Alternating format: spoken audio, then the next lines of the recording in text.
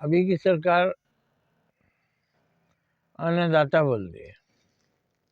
अन्नदाता माने अन्न को देने वाला। हम बोलेंगे हम तो पैसे से खरीदते हैं, तो अन्नदाता वो कैसे हुआ?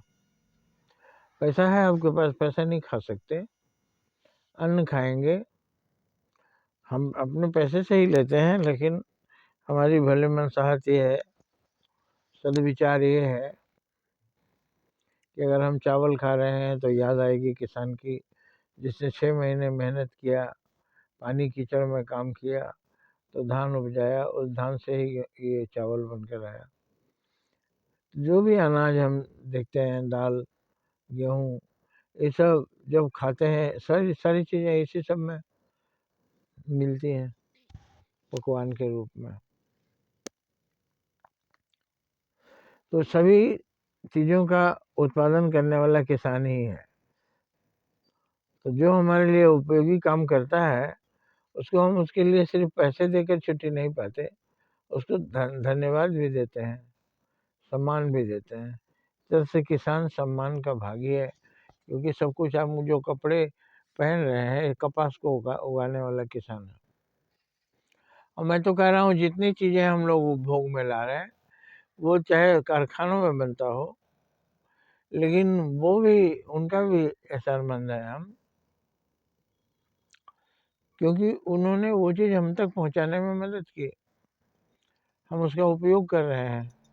चाहे साइकिल चला रहे हैं, मोटरसाइकिल चला रहे हैं, कार चला रहे हैं, घर में तमाम मशीनें हैं, तो उसमें जिसने उसको बनाया उसका योगदान है। इसलिए एक बार हमको धन्यवाद अवश्य देना चाहिए कि उसने हमारे यहाँ तक पहुँचाया। हालांकि कारखानों में बनने वाले सामान को मजदूर बनाते हैं, उनका भी हमारे ऊपर एहसान है, किसान मजदूर दोनों।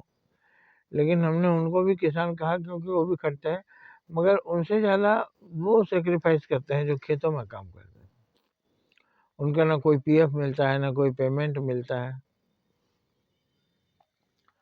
वो सबसे ज़्यादा कष्ट सहते हैं।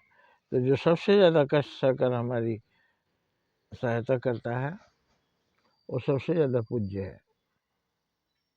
तो इस तरह से हम किसान को एक बार नतमस्तक होते हैं, और किसान जब हम याद करते हैं तो याद आता है कि वो कमर में धोती लपेटा हुआ आदमी जो पानी बरस रहा है उसमें भी खेत में काम कर रहा है, धूप तेज आ रही है फिर भी खेत में काम कर रहा है, सर्दी पड़ रही है फिर भी खेत में काम कर रहा है, और उसी के कष्ट के कारण आज हम 56 भोग खा रहे हैं। तो उसका उपकार मानना चाहिए।